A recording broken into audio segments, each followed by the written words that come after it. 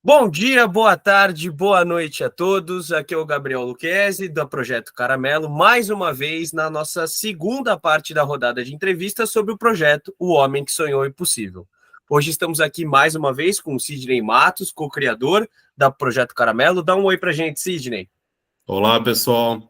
Estamos aqui, então, para a gente dar continuidade e mostrar, fazer vocês conseguirem entender um pouco mais dessa obra que está para surgir. Vamos precisar do apoio de mais pessoas. Então, apoiem, compartilhem, para a gente ter acesso a essa obra, que quando vocês conhecerem, vão entender a dimensão do que a gente está querendo fazer surgir no nosso mercado. Vamos lá, Gabriel. Vamos apresentar agora um homem cujos créditos são celestiais, que se não fosse nascido em Portugal, com certeza teria vindo diretamente da Yancey Street. E se fosse para escrever esse currículo, meu Deus do céu, tem mais fome de quadrinho do que Galactus tem fome por antimatéria. Estamos aqui com Mário Freitas. Dá um oi pra gente, Mário. Olá, tudo bem, pessoal? Como é que estão? Um ser criador, desenhista, escritor, editor, tradutor, expositor, vendedor, colecionador e com certeza um amante da nona arte. A gente tem tudo para falar do Mário aqui. Ele também é músico nas horas vagas, é dono de uma loja espetacular de quadrinhos lá em Portugal, a Kingpin Books. Mas hoje, se vocês pegaram bem as minhas referências, estamos aqui para falar da relação de Mário com um dos maiores mestres da nona arte, Jack Kirby. E por que vamos falar de Mário e Jack Kirby? Porque o novo projeto do Mário, que está saindo aqui no Brasil em parceria com a Projeto Caramelo e com o Lucas Pereira, nosso último entrevistado, é O Homem que Sonhou o Impossível, que vai estar disponível no Catarse a partir do dia 5/7, para quem quiser apoiar e conhecer um pouco mais sobre a realidade da vida de Jack Kirby, mesmo que em um conto ficcional. Mário, vamos dar início à nossa entrevista, então. Eu queria que você contasse um pouco. Vamos voltar para trás e vamos falar. Quem é Mário Miguel de Freitas? Ora bem, eu nasci em Lisboa em 1972, portanto tenho 52 anos, e como vocês disseram, sou, acima de tudo, um grande apaixonado por quadrinhos. Eu comecei, no final dos anos 70, a ler o Homem-Aranha, que era editado cá em Portugal, naquela fase do Len Wein e do Ross Andru, que ainda hoje é uma das minhas fases favoritas da personagem. O Homem-Aranha tornou-se a minha personagem favorita, mas, e se calhar por isso mesmo, sou um grande crítico daquilo que tem acontecido ao longo dos últimos anos. Não consigo dizer precisamente quando é que eu me tornei um grande apaixonado de Jack Kirby, mas eu diria que terá sido só já nos anos 90. A arte do Kirby é aquele estilo de arte que, se calhar, não é uma arte fácil quando nós somos jovens e que, se calhar, preferimos artistas como, seja, o John Byrne, por exemplo, que era muito popular nos anos 80. Portanto, foi sobretudo nos anos 90 que eu comecei a perceber realmente aquilo que era o Jack Kirby, a essência do Jack Kirby e aquilo que ele tinha de absolutamente único em toda a sua energia criativa, na sua energia primordial, e ao mesmo tempo que fui ganhando esse grande apreço pela sua qualidade criativa, fui começando a estudar e a investigar toda a questão autoral de quem é que tinha criado as personagens da Marvel, quem é que tinha criado as personagens na suposta parceria que ele tinha com o Joe Simon, por exemplo, e comecei a perceber que realmente havia muitas coisas que não eram minimamente como eram contadas pela narrativa oficial, uma narrativa corporativa, que, sobretudo, desde o início deste século, quando começaram a surgir os grandes filmes da Marvel, e com todos os aparecimentos do Stan Lee nesse filme, essa narrativa corporativa ganhou ainda mais peso e ainda mais sentido. Por isso, eu tenho tanto que dizer a meu respeito, felizmente, não quero transformar isto num autoelogio, não é nada disso. Eu sou, lá está, um apaixonado, sou um leitor, um colecionador, e a dada altura, por volta de 2004, 2005, eu sou uma pessoa muito crítica das coisas, crítica no bom sentido, ou seja, eu analiso as coisas, observo as coisas, tento compreender as coisas, e se acho que tenho alguma coisa útil a dizer, digo sobre as coisas. Claro que há quem goste mais, há quem goste menos, não ofendo as pessoas, jamais. Agora, se me pedem uma opinião, por exemplo, sobre um livro, se for um autor a pedir, eu não vou dizer que adoro o livro se não adorar. Portanto, eu sou um crítico e, nesse sentido, em Portugal não havia uma grande quantidade editorial no início deste século. E eu, a dada altura, pensei que eu poderia criar a minha própria editora na sequência da minha livraria, que existe desde 1999. Nós estávamos a falar há bocado off the record. Eu sou licenciado em gestão de empresas desde 1994, portanto, trabalhei meia dúzia de anos como consultor de investimentos, mas foi uma coisa que começou literalmente a consumir, porque eu sou um criativo, eu sou sobretudo um criativo, embora tenha um negócio. Portanto, ter uma coisa que era só à base de números e afins começou literalmente a consumir-me, e eu tive que me virar para outra coisa. Foi nessa altura que eu comecei a aprender um bocadinho o que era a internet, começou a surgir em Portugal na segunda metade dos anos 90. Então tive aquela ideia completamente absurda e que fui até zoado aqui em Lisboa. Em 1999 decidi abrir uma loja online de banda desenhada, de quadrinhos. Portanto, focado na parte dos cómics americanos originais. Ora, as coisas foram crescendo paulatinamente. Em 2002 abri a primeira loja física, em 2004 abri a segunda em frente à primeira, em 2007 passei para uma loja maior e finalmente há 6 anos, portanto em 2018 passei para esta loja bastante grande, numa das principais avenidas de Lisboa, que é de longe a maior loja portuguesa de banda desenhada e de merchandising associado. Voltando um bocadinho atrás, eu peço desculpa se vou fazer um bocadinho isto, vou andar a saltar para trás e para a frente, mas então, em meados da primeira década deste século, eu decidi, ok, vou criar uma pequena editora. Calhou na altura uma pessoa que hoje é meu amigo, na altura era meu cliente, ter a ideia de um projeto. Eu tinha um projeto também para desenvolver com um ilustrador. Então começámos na altura a editar pequenos cómics. E esses pequenos cómics, a partir de 2009, começaram a dar origem a livros maiores, portanto, às chamadas novelas gráficas, digamos assim. Portanto, ao fim de 18 anos, tenho perto de 40 edições lançadas, portanto foi sempre uma microeditora. Foi muito raro lançarmos mais do que 3 livros por ano, mas sempre com uma enorme preocupação de qualidade no design de capa, na qualidade do papel. Eu gosto de dizer que eu não me sinto um grande publicador, um grande publisher. Agora, gosto de pensar que sou um bom editor. E em Portugal confunde-se muito as duas definições, porque em Portugal diz-se editor para tudo. Ou seja, o proprietário de uma editora é um editor, o que não devia ser assim, não é? Dizemos que o proprietário de uma editora pode não perceber nada de edição, portanto pode ser um mero publicador, não é? E isso acontece, há várias editoras em que o publicador, que é também editor, tem graves déficits do ponto de vista da qualidade editorial, porque para ser editor é preciso saber múltiplas coisas, desde que tipo de papel usar num livro, qual é o design adequado para um livro, ter noções de escrita, ter noções de desenho, ter noções de legendagem, que é uma coisa que me é muito cara. Vocês dizem letramento, não é? Uhum. Isso, não é? Ok. Portanto, eu julgo que tenho um conjunto de valências, pelo meu gosto pessoal e porque sou um curioso, estou sempre a estudar, a investigar, tenho um conjunto de valências que fazem com que eu seja um editor competente.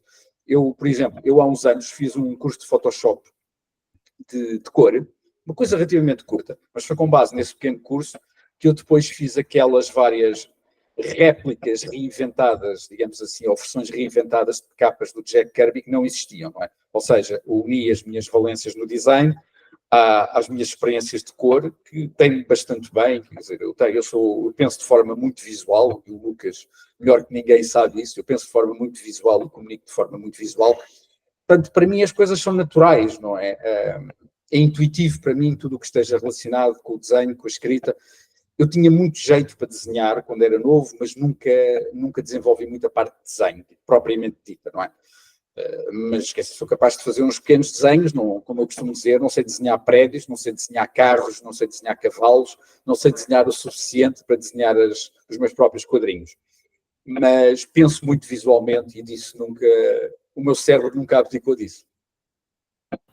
Se me permite falar aqui, o Mário já trouxe até uma coisa que a gente vai comentar mais para frente, dessas capas que ele trabalhou, mas eu tenho que te dizer, Mário, depois, quando eu tive acesso, a gente pôde ler, a sua banda desenhada. E a sua paixão por Kirby me contagiou. Eu já venho um tempo lendo quadrinhos, tipo, conheci a Kirby, mas eu já estava vindo numa onda de querer conhecer mais o Kirby, mas você me fez ter um respeito muito maior por ele. Então, essa coisa no seu trabalho, a sua paixão, isso que eu quero dizer, é legal isso. Ele é quando você tem uma paixão, produz uma arte que ela contagia. Isso que é interessante. Então, eu já trago isso para você entender que isso me pegou bem. Assim, eu tô para mudar um pouco. Acho que eu vou virar um kirbiano assim em segundos. Né? Fico feliz. E é muito bom quando nós sentimos que os leitores ficam realmente cativados pela nossa história e pela paixão que nós colocamos nas histórias. Tem havido alguns leitores que têm dito que não conheciam aqueles outros autores, que são os velhos da nossa história, que não conheciam e que foram pesquisar sobre eles, foram pesquisar sobre alguns daquelas camadas um bocadinho mais escondidas ou menos conhecidas que eu coloquei na história. Houve inclusivamente 2 leitores que conseguiram decifrar a linguagem alienígena do Walt Disney, porque aquilo é uma fonte, portanto eu coloquei diálogos reais e aquela fonte transforma a linguagem, portanto, transforma os diálogos normais naquela linguagem alienígena. Mas estão ali diálogos que não são, obviamente, fundamentais para se perceber a história, mas acrescentam mais uns pozinhos nas tais camadas, nos tais layers que eu fui juntando a narrativa. Muito bom, Mário. E legal que você fala de paixão, né? O Sidney trouxe a questão da paixão e olhando mais uma vez para a gente já partir para o próximo assunto,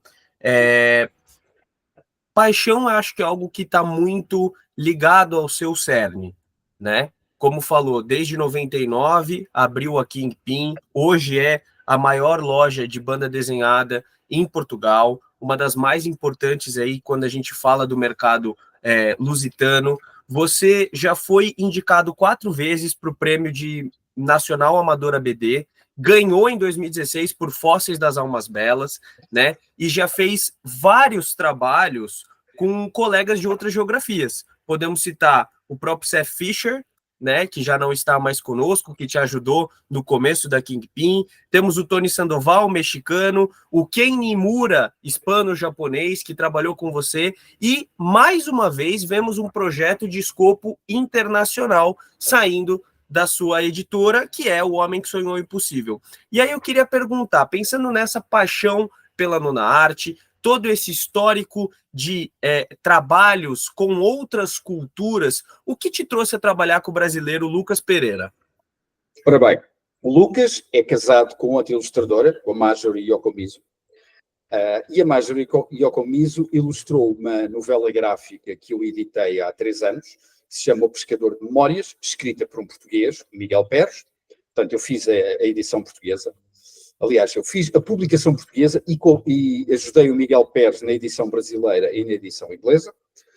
E nessa edição brasileira, o Lucas fez uma ilustração que eu achei maravilhosa e que escolhi para a capa da edição portuguesa. Quando eu estava, há 2 anos, à procura de um ilustrador para esta minha nova história, para O Homem que Sonhou o Impossível, eu estava em conversa com o Miguel Pérez, que é muito meu amigo, e realmente ele deu a ideia de eu falar com o Lucas. Eu pensei, olha, boa ideia, por que não? Eu não conhecia o trabalho propriamente de quadrinhos do Lucas, mas só a avaliar pela capa do Pescador de Memórias dava para perceber perfeitamente que era um excelente ilustrador. E assim foi. Fui falar com o Lucas, ele mostrou-se logo extremamente receptivo, gostou das minhas ideias, fomos discutindo. Ele, na altura, estava a terminar outros projetos, disse-me que ia começar, portanto, seria em fevereiro do ano passado, e assim foi. Ele começou a trabalhar na altura exata, demorámos mais ou menos 1 ano a terminar a história, portanto, há sempre detalhes que é preciso afinar, porque uma coisa é como o argumento está escrito, outra coisa é quando é preciso adaptar o argumento ao desenho específico, e isso é uma coisa que eu gosto sempre de fazer. Portanto, o Lucas, na altura que eu comecei a falar com ele, mandou-me alguns samples do desenho dele, e eu achei que sim, que havia ali várias coisas que se enquadravam perfeitamente no projeto, e depois foi uma relação que se foi construindo, sempre muito, muito cordial, e depois foi muito bom conhecer o Lucas aqui pessoalmente em Beja, porque de facto é um miúdo, como nós dizemos aqui, porque ele tem menos de 20 anos, 20 e tal anos que eu. É um miúdo espetacular, de um trato, de uma afabilidade enorme, e portanto, é um belíssimo artista e uma belíssima pessoa. Muito legal, muito legal.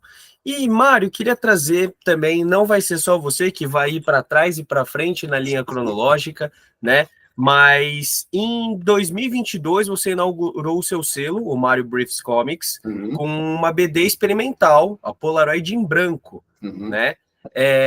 E o que eu queria pegar dessa publicação?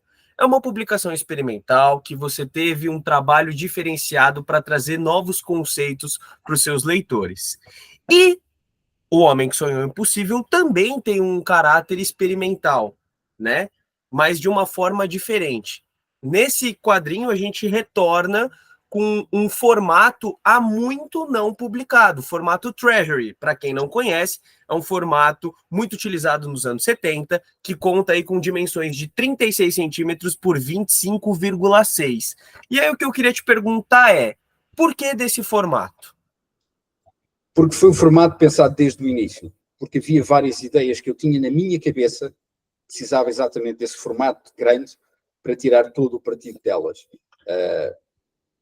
A Marvel e a DC, sobretudo a Marvel, recentemente têm feito alguns Treasury Editions, mas são pura e simplesmente ampliação de coisas que saíram anteriormente em formato cómic.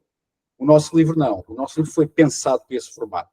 Ou seja, tem muitas páginas duplas, com muitas vinhetas, mas todas elas extremamente legíveis, que não poderia ser editado noutro formato. Toda aquela energia que eu referi há bocado, a tal energia primordial que eu sempre revi, ou que acabei por rever no Jack Kirby, tinha que ser refletida dessa maneira. Portanto, na minha cabeça tinha que se fazer jus à energia primordial do Jack Kirby. E esse formato Treasury dos anos 70 permitia perfeitamente isso. Curiosamente, mesmo nos anos 70, a maior parte das publicações em formato Treasury eram reedições. As exceções eram aqueles clássicos, o Super-Homem contra o Homem-Aranha, o 2001 do Jack Kirby, o Captain America Bicentennial Battles, também do Jack Kirby, praticamente tudo o resto, o Super-Homem contra o Muhammad Ali, porque quase tudo o resto eram meras ampliações. E é um formato que permite muito mais que a ampliação. E é uma coisa que eu falo muito, quer como roteirista, quer como editor, é para que é que serve um formato? Um formato serve só para termos vinhetas em formato maior? Não. Os formatos servem um propósito. Por uma razão, o mangá tem a dimensão que tem. Não vale a pena ampliar um mangá a um formato franco-belga ou formato Treasury. Por uma razão, o formato comic book tem aquele formato clássico, de 4, 6 vinhetas. Se nós temos um formato grande, temos de ter utilização desse formato. Por exemplo, o franco-belga clássico, vamos pensar no Tintin ou no Blake e Mortimer, que é um formato relativamente grande, chega a ter 12, 14 vinhetas por página, embora naquele estilo clássico, conservador, francês, um bocadinho aborrecido às vezes, não é?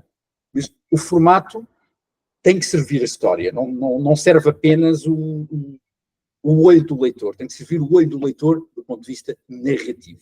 Daí, como eu disse no início, o formato foi pensado logo como uma coisa fundamental neste projeto. Portanto, temos um livro de 32 páginas, mais, no fundo são 34, porque começa na segunda capa, acaba na quarta capa, ainda tem as orelhas do livro, mas no fundo pode-se ler como um livro de 64 páginas, porque tem muito conteúdo lá dentro. E eu aqui achando que era você ia falar, não, fiz assim grande para um formatão para quando a pessoa colocar na sua coleção se destacar. Eu pensando que era com um olhar comercial, que você ia falar, não, para quando colocar lá, para colocar nas prateleiras da loja, chamar a atenção. Olha, mas uma coisa que... Sabe que há pessoas que têm um bocadinho reticência em comprar este formato porque dizem depois, é muito diferente dos livros que eu tenho, não cabe nas estantes. Portanto, em termos de... Pode destacar-se, sim, mas também tem os seus reveses. Não, pode se preocupar, não se preocupar com isso, que a gente vai trabalhar essa percepção para o pessoal entender que vale super a pena. E o que você estava explicando com o formato, quando você estuda na questão de ergonomia, legibilidade, é uma coisa interessante que pega muito no formato, a gente não tá tão familiarizado com isso, mas quando a gente vive, né, olhando para a telinha, a gente vê aqui nesse formatinho. Quando você pega um formato maior, a sua imersão para a história é muito maior. O espaço da sua... isso que é interessante e legal pensar, né? Quando você pega um formato maior e abre, você dá um universo de explorar visualmente muito maior. Então, o encantamento é muito maior também. Acho que isso é interessante dessa proposta, desse formato Treasure, que ele permite uma imersão muito maior. Porque a gente está falando uma coisa que é um... Estamos falando... Não posso usar a palavra, que acho que vai ser um spoiler para a narrativa. Mas o formato é importante para a pessoa entender no que ela está entrando, no que ela está visualizando. Isso eu achei super importante quando eu estava lendo o material de vocês, a banda desenhada de vocês. Esse formato, ele tem um objetivo de te focar lá, e dar uma atenção maior e preencher a visão. Inclusive, perguntaram porque é que o livro não tinha lombada. Uma razão muito simples, porque como o livro tem várias páginas duplas, as páginas duplas têm que abrir na perfeição. Se tivesse lombada, ia comer, ia dificultar a leitura das interseções entre as duas páginas. Que é uma coisa que, por exemplo, nas edições americanas é um perfeito horror. Os americanos não sabem fazer edições. Os americanos, quando colocam edições em paperback, e como fazem só arte ao corte, não é? Portanto, arte até ao bleed, é uma dificuldade enorme quando se está a ler um paperback americano conseguir muitas vezes ler o que está junto à interseção das páginas. Inclusivamente os americanos, a Marvel neste caso, tem feito uma coisa que eles chamam Gallery Editions, de coisas clássicas, mas como o Avengers, Chris Crew War, mais recentemente o Daredevil Born Again, em que fizeram uma aberração de colocar uma faixa vertical nas margens exteriores direitas de cada uma das páginas, só para ocupar espaço, e depois não tem praticamente margem interior. Portanto, eu, enquanto editor, fico absolutamente estarrecido com a completa ignorância de quem trabalha do ponto de vista de edição e de design este tipo de material. Eu entendo, porque aí a gente vê a edição matando a arte, né? O pós-trabalho matando a arte. É como se aquele que estivesse no final não entendesse a proposta inicial. Fora o que é ter o desenho e a cor do David Mazzucchelli em papel glossy com cores berrantes. Eu espero bem que o David Mazzucchelli nunca tenha olhado para aquilo. Porque se o David Mazzucchelli olha para aquilo, renega que alguma vez fez aquilo. Eu tinha uma pergunta para fazer, mas eu quero aproveitar e surfar um pouco na polêmica, né? Ótimo. Falamos de um formato 36 por 25... 34, perdão, por 25,6. Qual é a sua sensação, Mário, enquanto produtor e editor de quadrinhos, em produzir um álbum que vai, em seu formato, diretamente contra a tendência mundial da diminuição do formato? E aí podemos falar de edições como as edições de bolso que estão saindo na Panini Itália, na Glénat, o Compact Comics da DC, o mais recente DC de bolso na Panini Brasil, né? Não vou citar os títulos para a gente não se aprofundar tanto, porém vamos falar do formato, porque o seu levantamento sobre o quanto isso pode prejudicar a experiência de leitura e a arte já foi muito criticado com algumas escolhas um tanto quanto polêmicas de quadrinhos a serem publicados em formatos compactos. Por que o Treasury é tão importante, então? O Treasury é importante neste livro, porque eu pensei este livro para o Treasury. Ou seja, tal como para mim não faz sentido reduzir o tamanho de certos livros, porque vão perder legibilidade, também não faria sentido ampliar para um Treasury só porque sim. Isso não. Este livro, como eu disse há bocado, faz todo o sentido de ser em Treasury, porque foi pensado para o Treasury e não haveria outra hipótese, a não ser, eventualmente, fazer uma pequena redução para o formato magazine, que seria o mínimo possível de publicação, portanto não faria sentido outro formato. De resto, eu não me sinto a ir contra nada. Eu também não gosto, nós dizemos aqui em Portugal, que eu não gosto de ser carneiro, não gosto de ir no rebanho, eu prefiro ser pastor. Ou seja, eu, na melhor das hipóteses, prefiro ser eu a criar uma tendência, não gosto de ir atrás de tendências, porque muitas vezes as tendências são más, muitas vezes são estúpidas, vamos ser aqui francos. E essa, por exemplo, a questão dos livros de bolso também se tem passado em França. Por exemplo, o Watchmen foi editado em livro de bolso recentemente em França. E a legibilidade está ali no limiar. e outras coisas, mesmo francesas, têm sido editadas. Por exemplo, o Silêncio do Comès, que é um livro e um autor bastante famoso na Europa, também foi editado num formato de bolso, vá. E digamos que aí já está abaixo do limiar da legibilidade das letras. Portanto, não sinto que esteja a contrariar o que quer que seja, porque se eu não fizesse o livro no formato que fiz, estaria sim a contrariar a minha convicção, e isso seria muito pior. Muito interessante.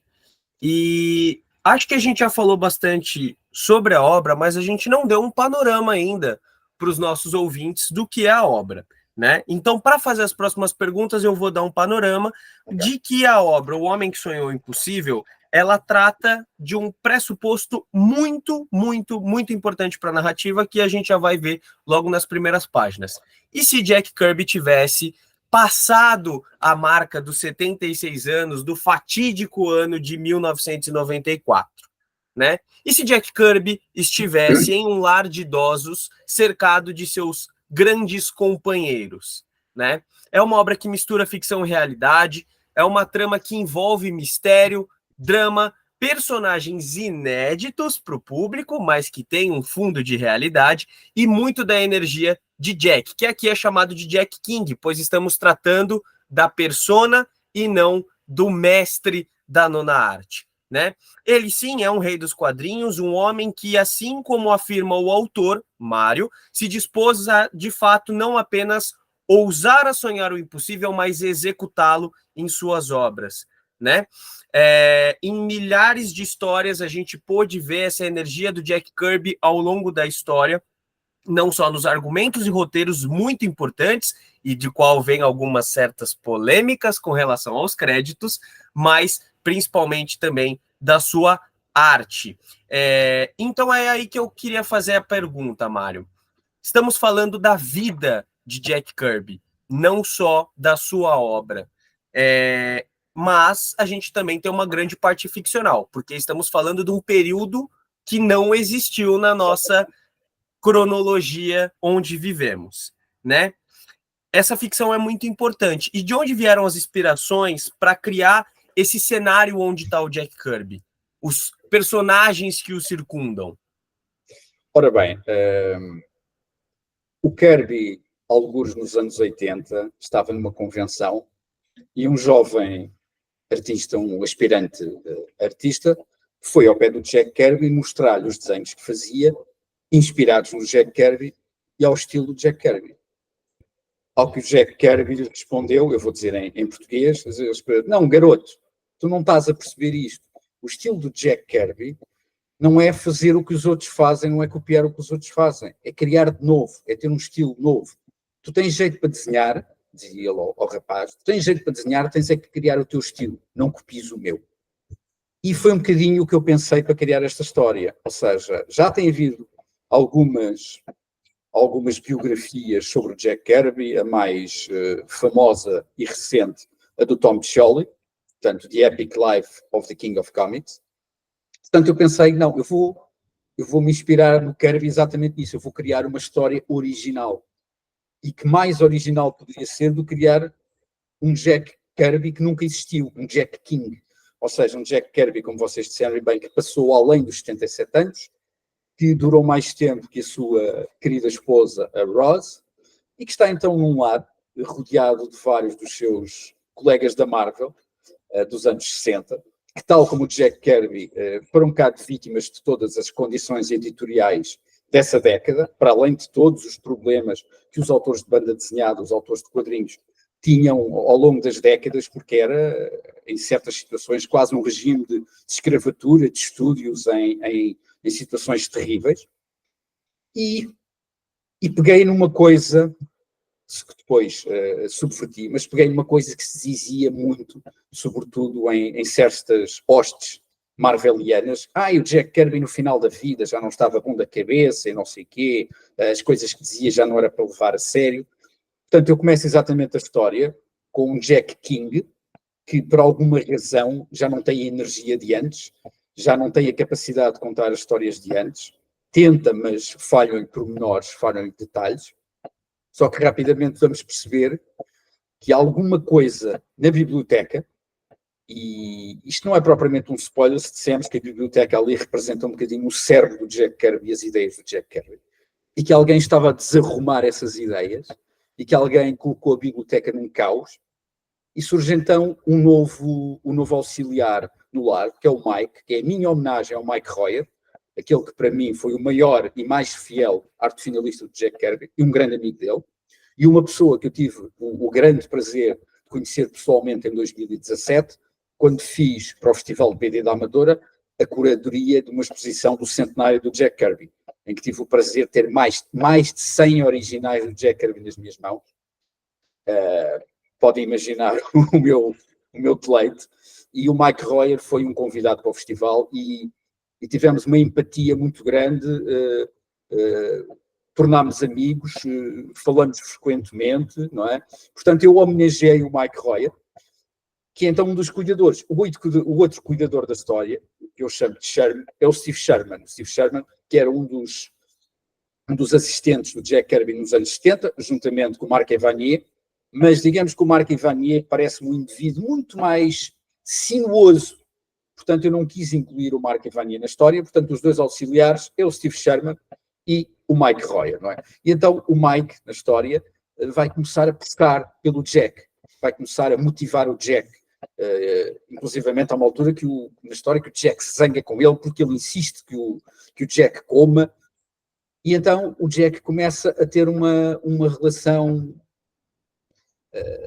agradável e empática com o Mike, e pensa a dada altura: oh Mike, eu antigamente gostava tanto de ir para a biblioteca, pegar nos meus livros, pegar nas minhas ideias, e ultimamente não tenho essa vontade, aquilo estava tudo desarrumado, porque o antigo cuidador que eu fiz que se fosse embora, o Martin, desarrumou aquilo tudo. Portanto, Mike, eu queria que tu arrumasses a biblioteca.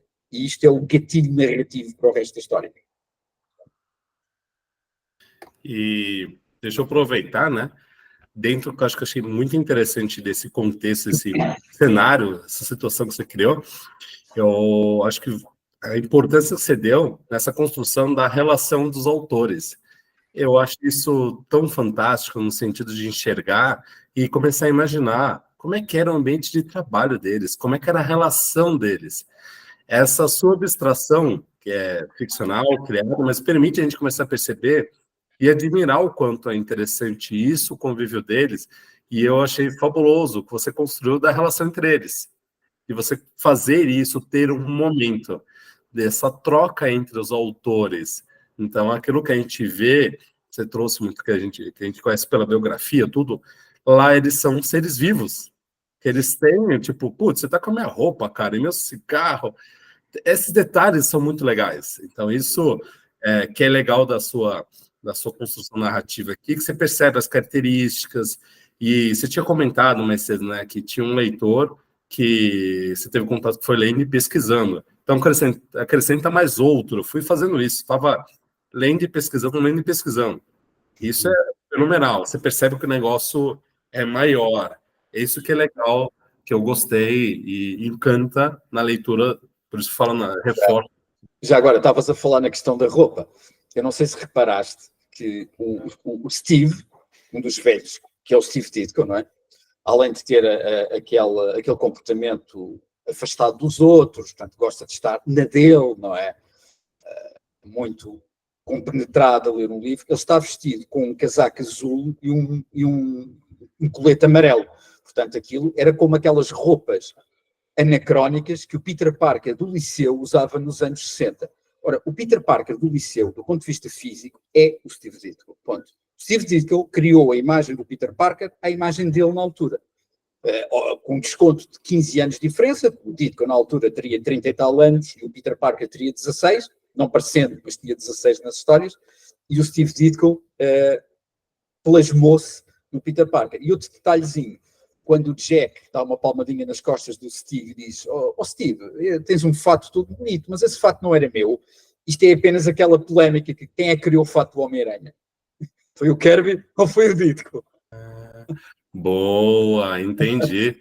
Esse é bem interessante. Eu lembro desse detalhe, mas não tinha entendido essa história que São tem por trás. Pequeninas coisas que Mas essas pequenas coisas que é interessante, por isso que a gente gosta que surge, fale, porque que nem você falou do Steve Dixon, eu fui lá pesquisar, depois eu olhei e falei, cara, o Dixon, ele fez o Peter Parker com a cara dele. E aí isso que foi legal, essa construção já estava lá. Isso que é interessante no ponto no viés autoral. Isso que é bom você ter destacado. Mário, e estamos falando da experiência do leitor enquanto vivenciando, experimentando esse livro, né? Quais são os leitores que devem ler esse livro? Para quem que ele é destinado? Em primeiro lugar, para leitores que gostam de obras imaginativas e que desafiem o próprio leitor.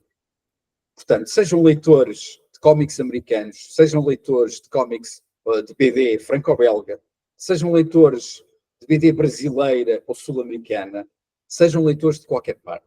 Depois, obviamente, e em particular, acho que qualquer fã do Jack Kirby vai adorar a história. Qualquer fã daquilo que são os cómics americanos clássicos, com energia, com ação, com uma história inteira num único número, vão adorar certamente a história. Portanto, eu quando faço uma história quero chegar à maior parte possível de pessoas. Sei que há aqui um segmento específico de pessoas que se calhar não vão gostar desta história e vocês sabem quem são, não é? Mas à parte disso eu quero acreditar e daí se calhar essas pessoas também podem ficar a pensar um bocadinho, não é? Porque muitas das pessoas que acreditam na narrativa oficial da Marvel, acho que um dos grandes problemas é a ignorância, ou seja, acreditam naquilo que lhes é vendido pelo gigante corporativo que é a Marvel, não é? Mas se calhar se forem informadas, e se não forem daquelas pessoas teimosas, que no fundo não querem se sentir que foram enganadas durante décadas e que não querem sentir a infância destruída, se não forem dessas pessoas, eu quero acreditar que podem começar a perceber que se calhar as coisas não foram bem como certa realidade as colocam. Muito bom. Queria fazer somente um adendo. Você falou sobre o escapar da ignorância, né? E sobre uma parcela de pessoas aí que tem outras crenças. Estou vestido com a camiseta da DC Comics. Não é à toa, é como se fosse a questão do colete do Steve Ditko, né? Eu, nascido no começo dos anos 2000, né? Fui muito impactado pelo boom da cultura pop, muito vindo pela influência aí da Marvel no cinema, que tem a ver com outros personagens que aparecem na nossa história, né? Mas estou aqui do meu lado com uma edição de Senhor Milagre, porque me considero um escapista disso através do conhecimento. Do Tom King, não é? Esse é o do Tom King. Esse é o do Tom King, do Mitch Gerads, narrativa maravilhosa, mas personagem criado pelo Jack Kirby, né? Inclusive, a passagem dele pela DC, a criação do Quarto Mundo, do Darkseid, é algo estratosférico. Mas o que eu queria dizer é, eu acho que é muito importante, enquanto leitor, ter acesso a uma narrativa que não somente conta a história, respeitando o que existiu, mas que também te traz tantos ensejos. É uma história lotada de easter eggs, né, Mário? De coisas que aprofundam a nossa visão. Então, eu acho que é muito importante isso na sua narrativa. Ela não é rasa, ela é profunda e mesmo que contando com apenas 32 páginas ou 34, como você mesmo descreveu, por conta de ter uma estrutura de design diferente na edição do álbum, é uma obra que tem muito mais do que somente ela pode mostrar visual e narrativamente, mas ela tem um conceito muito importante. E por ter um conceito muito importante, é que eu queria entender como ela se diferencia de outras obras do seu próprio portfólio. O que a gente vê de novo do Mário nessa obra? Vou começar por aquilo que não é de novo, mas é antes que uma coisa que eu dei por mim a pensar outro dia, que é algo recorrente nos meus trabalhos. Há sempre qualquer coisa que acontece de profundamente traumática às personagens principais que os faz despertar algo na imaginação. Isso tem acontecido ao longo dos meus trabalhos. De resto, eles são todos muito diferentes uns dos outros, porque eu tenho trabalhado com ilustradores muito diferentes e eu gosto de fazer histórias que estejam de acordo com os meus ilustradores. Vamos só aqui fazer uma pequena comparação. O pequeno livro anterior que eu tinha editado tinha sido o Vinil Rubro, que tinha sido ilustrado pela Alice Prestes, que é uma pequena história de 16 páginas, que foi o terceiro do tal selo que eu criei, que é o Mário Brits Comics. O Vinil Rubro surgiu do meu interesse em colaborar com a ilustradora, com a Alice, e discuti com ela o tipo de história que ela gostaria. Ela disse que gostaria de uma coisa de terror. Eu pensei, ok, eu nunca escrevi terror na vida.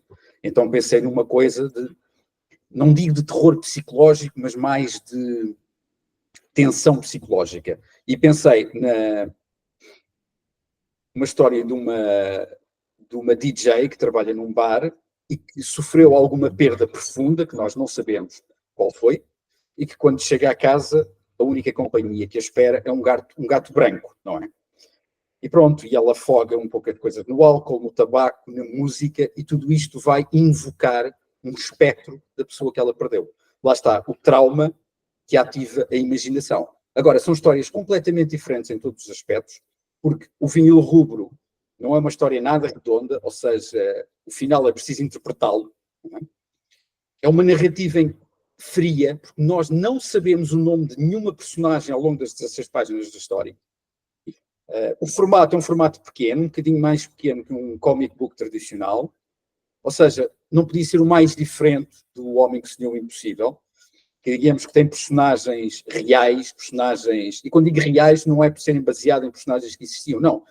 São personagens com emoções palpáveis, que conversam entre si, que têm empatia ou que têm antipatia.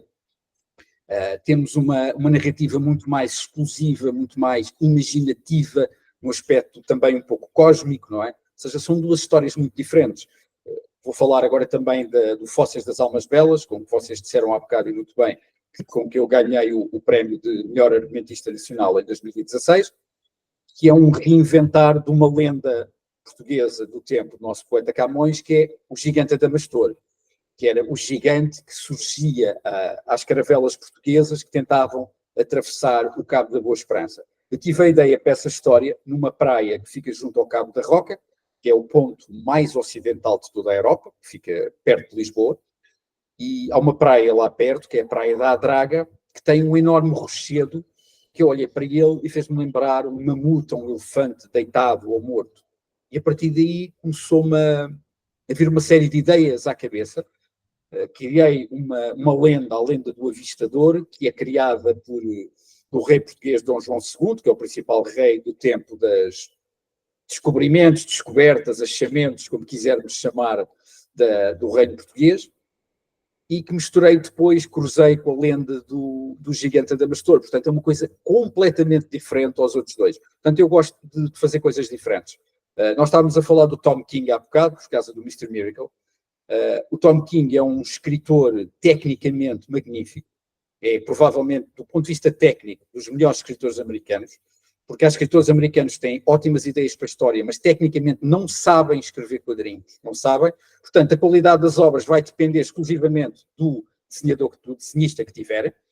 Se o desenhista souber narrativamente contar a história, vai correr bem. Se o desenhista não souber contar narrativamente uma história, não vai correr bem. Mas o Tom King, para mim, tem um problema. Começa a ser o que eu chamo um one-trick pony. As histórias dele têm sempre a mesma estrutura, sempre o mesmo estilo narrativo e 2, 3, 4 vezes tem piada, ao fim de 8, 9 ou 10 começa-me a cansar. Eu li o Danger Street, porque me interessava muito, porque era sobre aquelas personagens da DC dos anos 70, criadas pelo Jack Kirby, pelo Steve Ditko, pelo Mike Grell, e torna-se um aborrecimento enorme, porque ele arrasta a narrativa ao longo de 12 números, e torna-se uma pasmaceira, não sei se vocês usam a palavra, mas um aborrecimento muito, muito, muito grande. Portanto, eu gosto de variar em cada projeto, para que os leitores não saibam automaticamente o que é que eu lhes vou entregar. Eu gosto de surpreender, porque eu, como leitor, gosto de ser surpreendido também. Como um autor que gosta de surpreender, e que entrega coisas diferentes. Eu acho que isso vai muito com a minha próxima pergunta. Dessa forma, por que Jack Kirby não Stan Lee, Mário?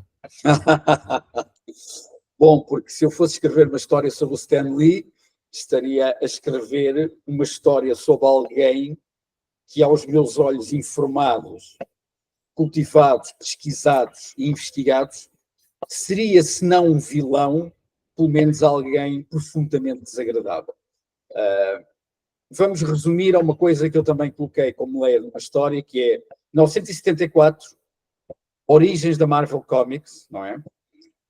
Que é um livro que a Marvel edita com a primeira história de algumas das primeiras e principais personagens do início dos anos 60, em que, anexo a essa origem, termos um texto do Stan Lee em como ele explicava como tinha criado ele as personagens.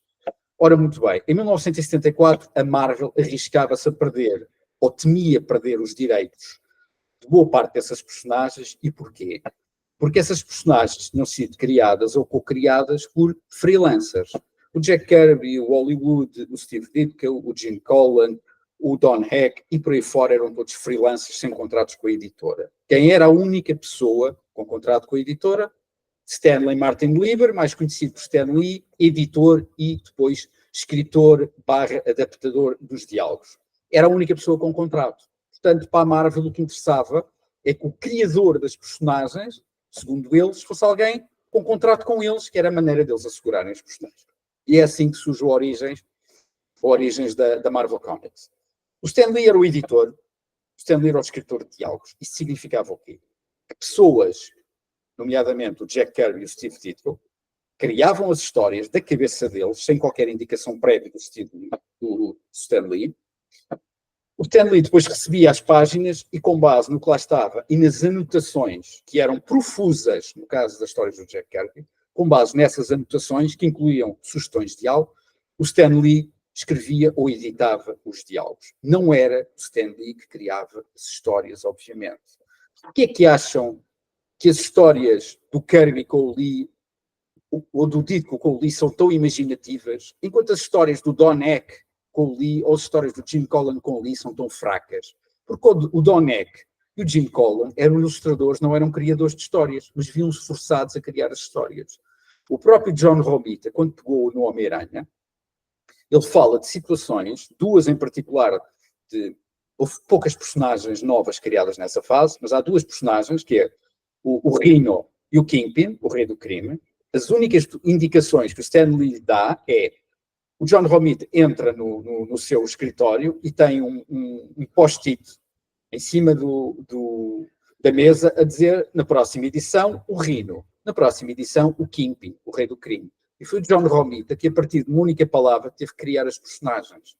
O John Buscema, nos poucos números que desenhou o Homem-Aranha, na altura em que o John Romita foi fazer Fantastic Four depois do Kirby sair da Marvel, o John Buscema diz: eu, para saber o que é que se passava, eu não era com o Stan Lee que eu ia falar, era com o John Romita, que o John Romita, no fim, é que era o plotter das histórias, é que imaginava as histórias, mas eu ia falar com o John Romita. Portanto, até as histórias do John Buscema são imaginadas pelo John Romita, e depois têm diálogos do Stan Lee. Portanto, isto passa-se ao longo dos 9 anos, sensivelmente, em que o Stan Lee é o editor e que coincidem com a permanência do Kirby e do Ditko na Marvel.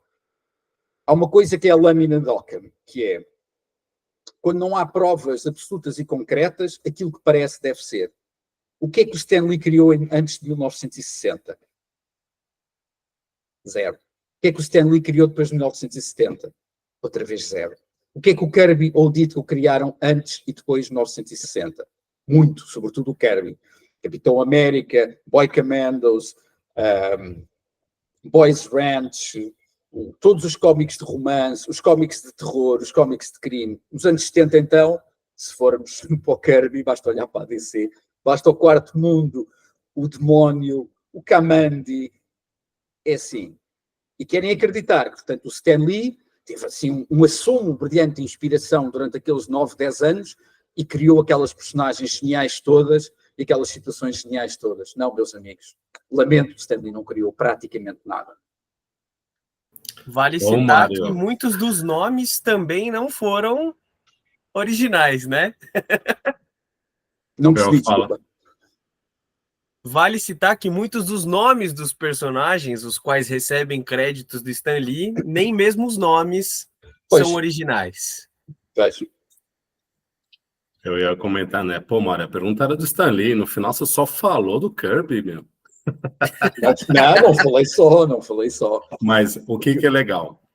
Até essa pergunta, essa construção, porque assim, a gente viveu muito tempo, né, com a visão, como se disse, esse olhar muito grandioso para o Stan Lee, a mídia foi construído, beleza. Ele teve o seu papel, e um papel importante para a indústria dos quadrinhos, necessária para um viés, Aí na mas acho que é divulgação, interessante. na parte da divulgação, sem dúvida, sobretudo. Exatamente, você tem que trazer esse olhar comercial, a gente falou isso um pouco antes, Claro. é necessário, mas eu acho que o que é interessante da obra que vocês estão trazendo é um pouco disso de vamos conhecer um pouco mais, vamos entender um pouco mais, vamos ter um pouco mais de informação para gerar um discurso melhor. Eu acho que isso que é interessante aqui, mais do que falar qual é melhor, qual é pior, é assim, vamos ler isso aqui, vamos conhecer um pouquinho mais, só para a gente ter um discurso mais gostoso, que isso que é interessante da obra. Ela traz muito esse olhar do tipo, o que eu acho assim, a gente discutiu muito no começo, né, falando, será que isso aqui é só para quem conhece Kirby? Eu já trago um outro olhar. Eu achei essa obra perfeita para quem não conhece.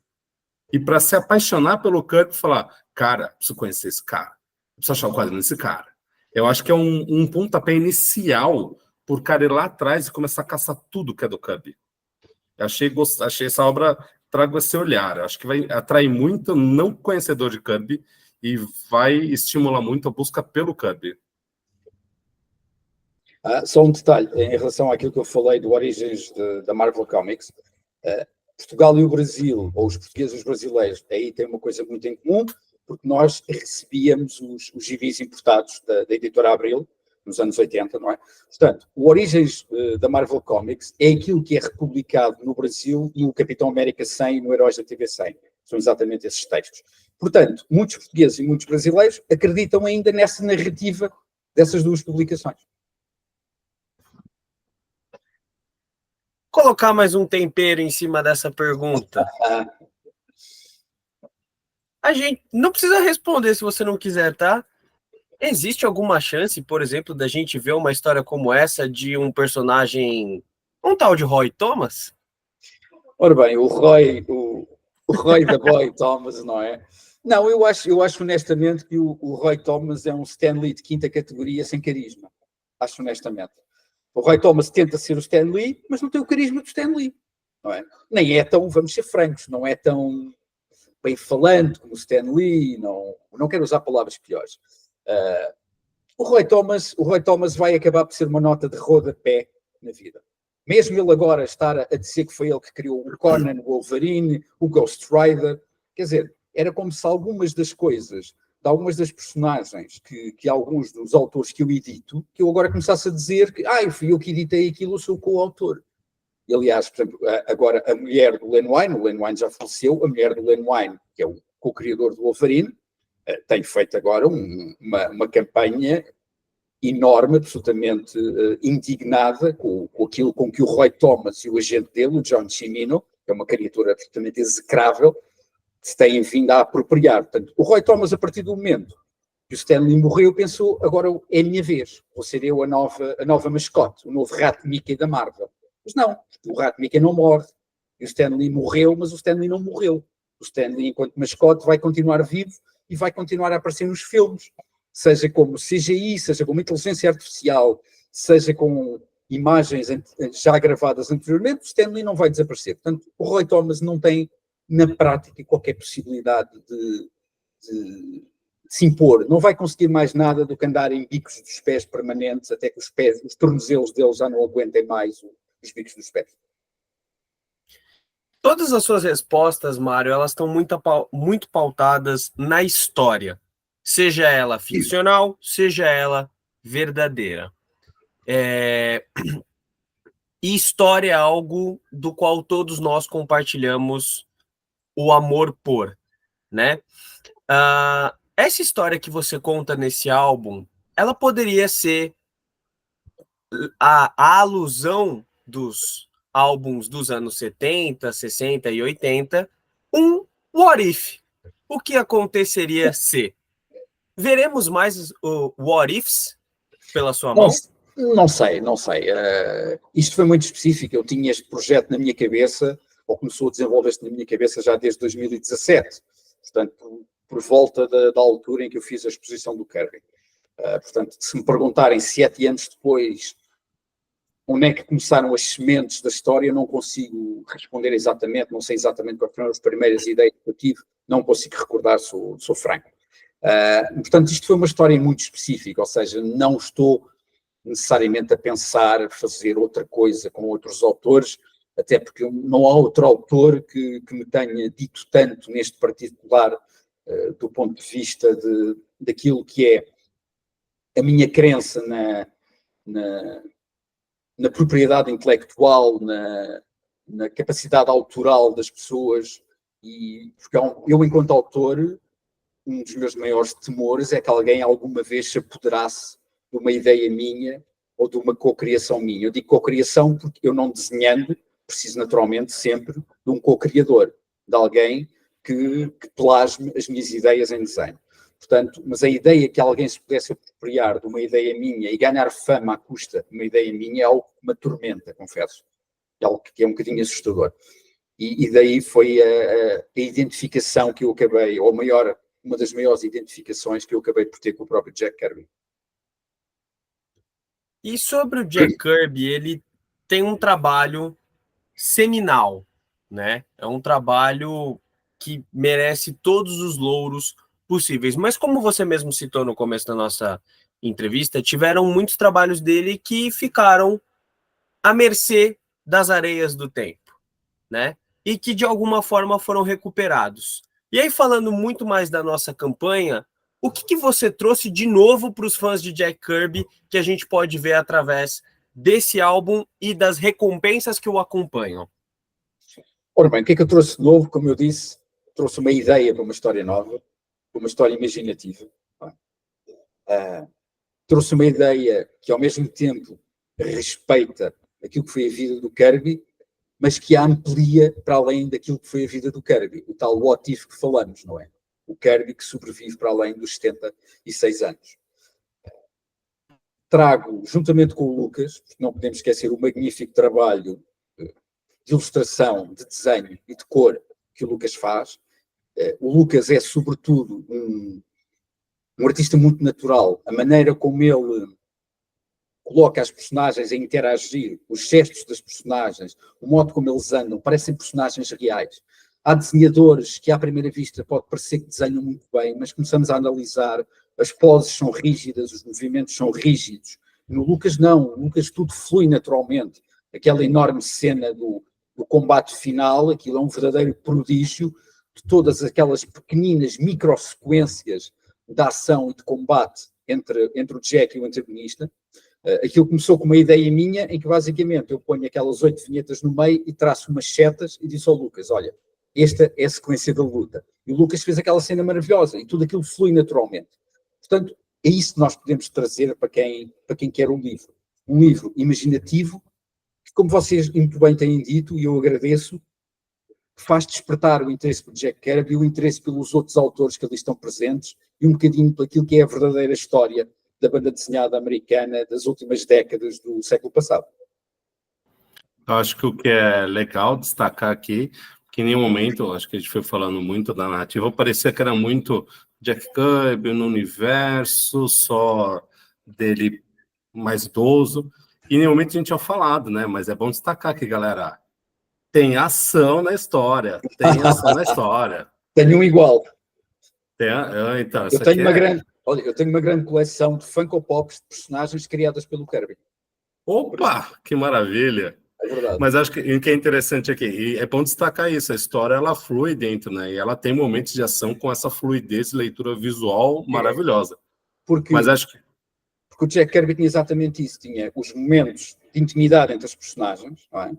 Os momentos mais tranquilos, e tinha os momentos de ação explosiva, como nós conhecemos.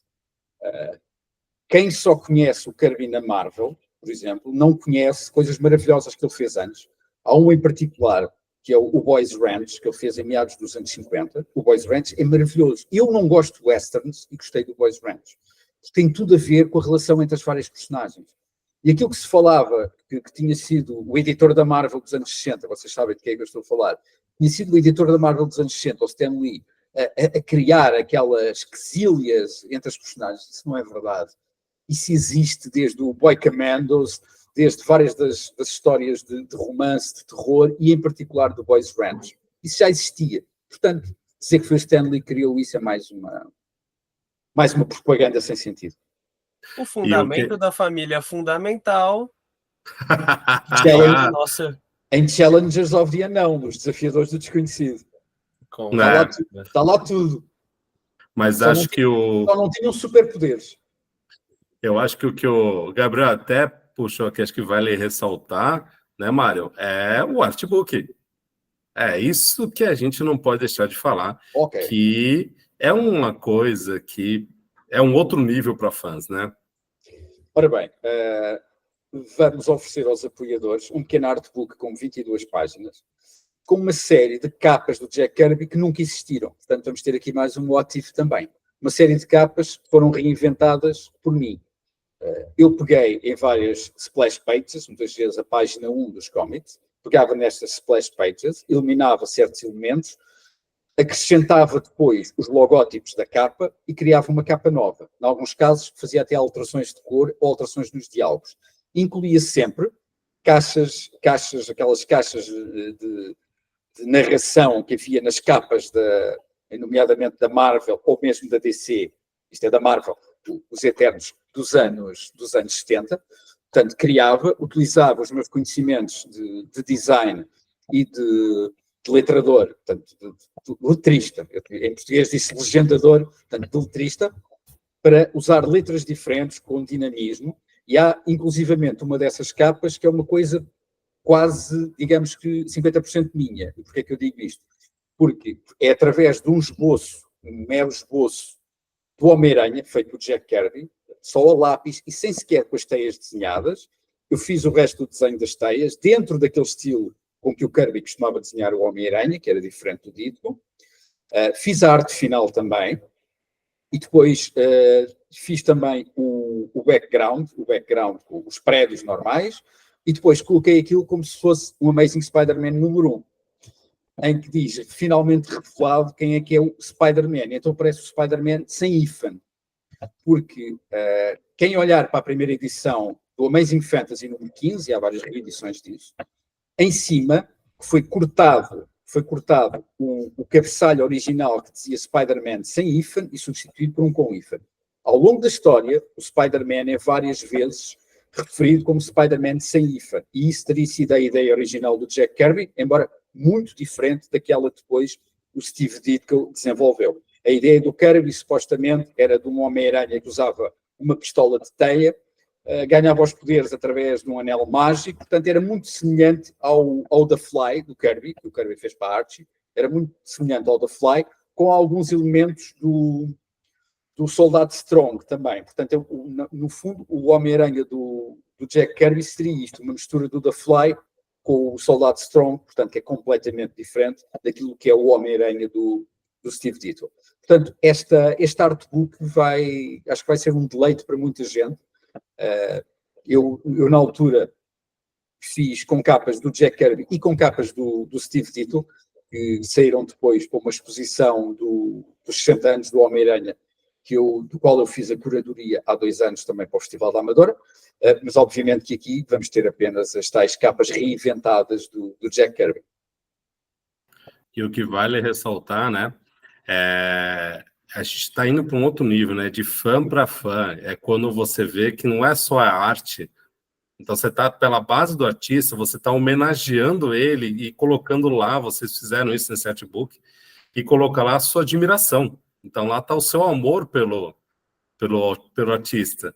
Então isso que é interessante a gente notar. Então vai ser um material muito bom, quem vai conseguir, quando apoiar e receber, vai olhar e falar, cara, que legal, quanto é uma leitura, o seu olhar, a sua paixão lá presente. Isso acho que é um valor bem interessante no momento do que a gente está falando, né?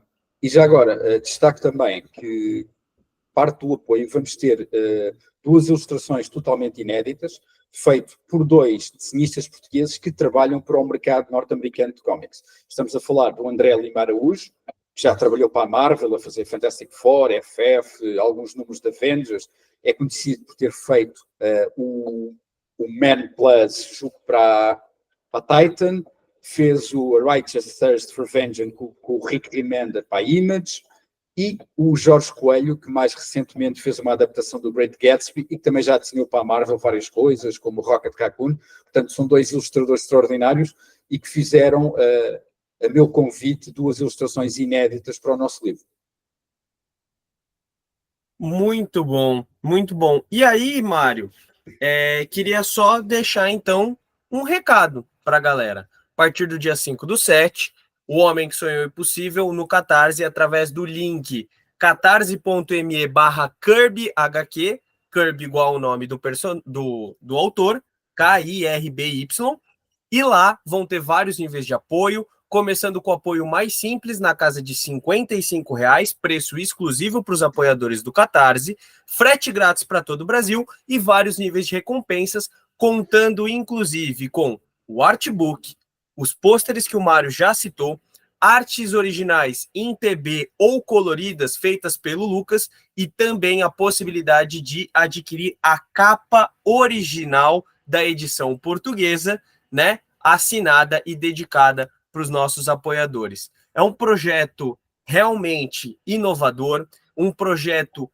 diferente, um projeto de uma parceria luso-tupiniquim, por assim dizer, e que busca aí homenagear um dos grandes mestres da nona arte.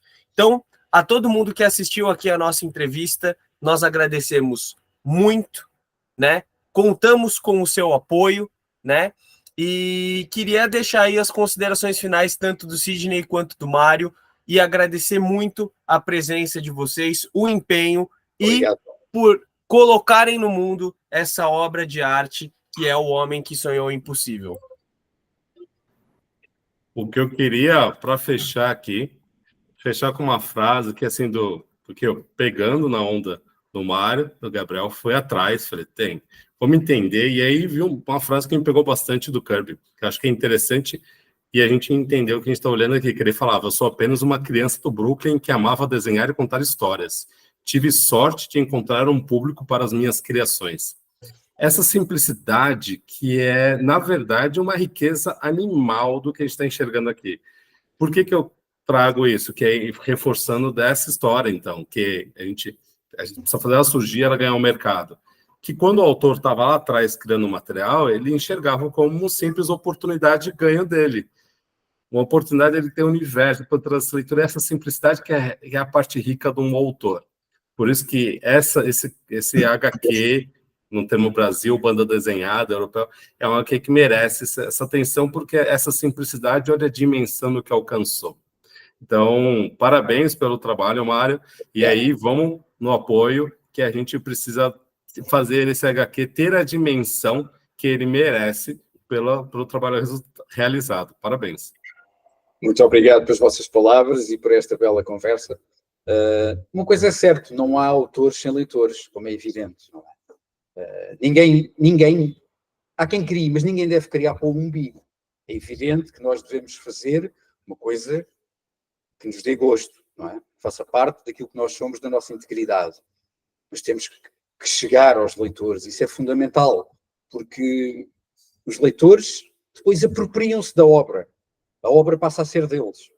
As várias interpretações, lá está o interesse em saber mais, as coisas passam a ser parte do leitor, parte integrante do leitor e de algum modo isso causa uma comunhão entre os autores e os leitores, não é? Entre um autor e o leitor. Portanto, é fundamental. Mais uma vez, é fundamental que haja leitores e, naturalmente, cá estaremos para divulgar o melhor possível a obra, porque, tal como vocês, eu acredito que a obra merece ser divulgada e merece chegar a muita gente, porque tenho muita felicidade por aquilo que eu e o Lucas conseguimos fazer com O Homem que Sonhou o Impossível. E convido toda a gente a vir sonhar o impossível connosco. Muito bom. Pessoal, acompanhem mais desse projeto, dos projetos do Mário, nas nossas redes sociais. Vou deixar agora na finalização do vídeo. Acompanhem a Kingpin Books, né? Acompanhem mais do Projeto Caramelo. Venham conosco virar a lata do quadrinho brasileiro aqui no nosso mercado nacional e deixo aí O Homem que Sonhou o Impossível como uma oportunidade de ultrapassar até mesmo o quarto mundo e desafiar o desconhecido. Muito obrigado a todos, pessoal. Até a próxima.